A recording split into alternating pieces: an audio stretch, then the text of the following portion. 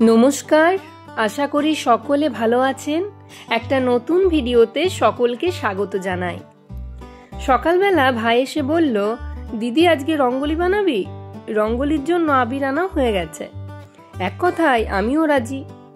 জানেনই তো, মানুষের বয়সের সাথে সাথে ছোটবেলায় করা জিনিসগুলো হারিয়ে যায়, তাই আর না করলাম না। বললাম যে হ্যাঁ চল শুরু করা যাক। এবারে রঙ্গোলি যে করব তার জন্য তো ডিজাইন ভাবতে হবে। সেই ডিজাইন আমরা এমন ভেবেছি, বাড়ির থেকে থালা বাসন সমস্ত কিছু নিয়ে আমরা রঙ্গোলি বানাতে শুরু করেছি।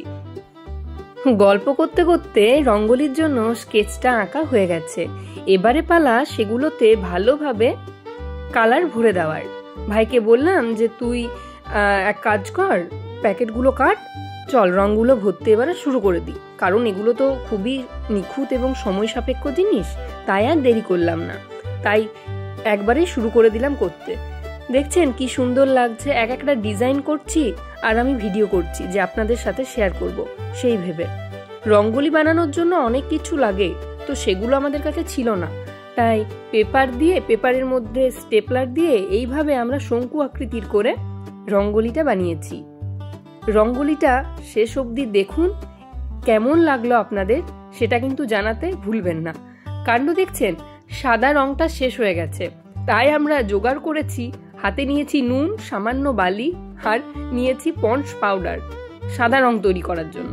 রঙ্গোলির সাদা রংটা আমাদের কাছে কম পড়ে গেছে, কিন্তু রঙ্গোলির মতো ফিনিশিংটা আসছে না। দেখছেন কি রকম গুঁড়ো গুঁড়ো হয়ে যাচ্ছে। কাণ্ড দেখুন, করছিলাম রঙ্গোলি, ওপর থেকে পড়লো আশীর্বাদ। দেখে বুঝতেই পারছেন যে এটা কি হয়েছে। তাও আমরা রঙ্গোলি করতে ছাড়িনি। আস্তে আস্তে আমাদের রঙ্গোলিটা কমপ্লিট হয়ে গেছে। ভালো লাগলে কিন্তু অবশ্যই জানাবেন। কিন্তু রঙ্গোলির ধারে নীল রঙের যে ডিজাইনটা আমরা করেছি ওটা করা এখনো বাকি। করে নিলাম আমরা নীল রঙের ডিজাইনটা। এখন আমাদের রঙ্গোলি কমপ্লিট হয়েছে, কিন্তু এটার আসল লুক আমরা দেখতে পাবো সন্ধ্যাবেলায় প্রদীপ দেওয়ার সময়, যে রঙ্গোলিটা আমাদের দেখতে কিরকম হয়েছিল। ভাই বললো চল দিদি, যখন আমরা প্রদীপ জ্বালাবো তখন একটা কম্পিটিশন করা যায়।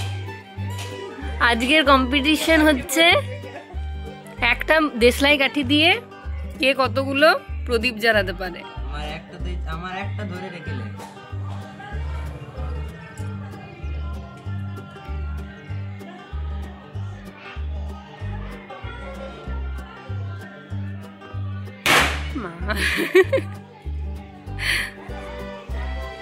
কটা রূপম? 5টা। রূপম মোট জ্বালিয়েছে 5টা প্রদীপ। এবারে বৌদি এসো, বৌদি এসো।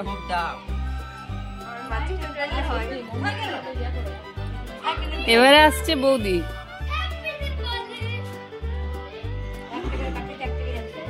ওইগুলো নিভিয়ে দাও না, আরো ওগুলো নিভিয়ে দিতে পারো, নইলে জ্বলুক। আর রূপমের 5টা কাউন্ট করা আছে।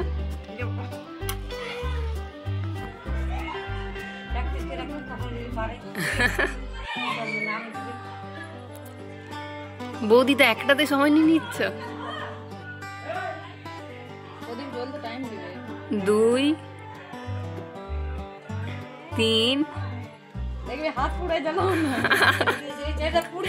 3টে। বর্ষা 1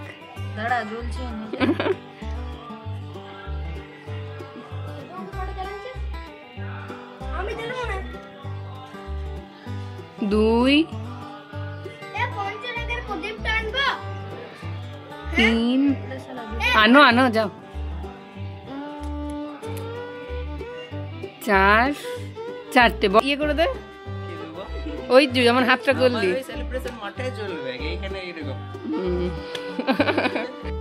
চলুন, আমাদের প্রতিযোগিতা শেষ। আজকের উইনার হচ্ছে রূপম জ্বালিয়েছে 5টা। এবারে আমরা প্রদীপগুলো সাজিয়ে দিলাম রঙ্গোলির মধ্যে। কি সুন্দর দেখতে লাগছে দেখছেন। আপনাদের কেমন লেগেছে অবশ্যই কমেন্টে জানাবেন। এটা হচ্ছে দেওয়ালি ঘর, এটা আমাদের বাড়ির বাচ্চা কাচ্চাগুলো করেছিল সবাই। দীপাবলিতে একটু আলোর রোশনাই না হলে কি ভালো লাগে বলুন? কি সুন্দর দেখতে লাগছে।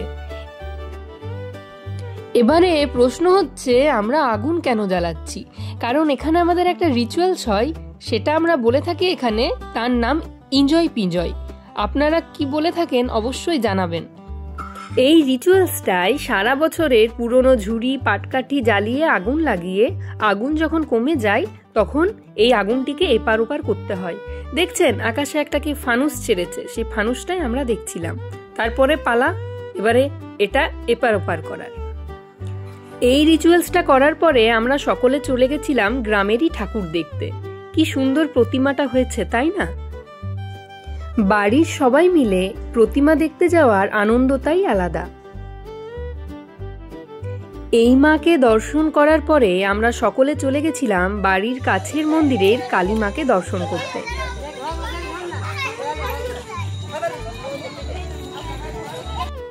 সবাই বলেন এই মা খুবই জাগ্রত। আপনারা চাইলে নিজের মনস্কামনা মাকে বলতে পারেন। সকলে প্রতি বছর নিজের মনস্কামনা পূরণ করার জন্য এই মন্দিরে আসেন।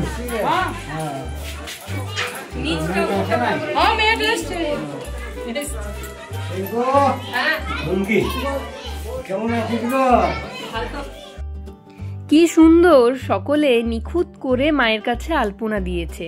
ঠিক সেরকম মায়ের মুখটিও খুবই মায়াময় এবং খুবই মিষ্টি। সাজিয়েছেও খুব সুন্দর মন্দিরটি। সকলকে জানাই ড্রিমস অ্যান্ড ডেলাইট চ্যানেলের পক্ষ থেকে শুভ দীপাবলির শুভেচ্ছা। এখনকার মতো এই পর্যন্তই। আবারও দেখা হবে নতুন কোনো ভিডিওর সাথে। সকলে ভালো থাকবেন, সুস্থ থাকবেন। নমস্কার।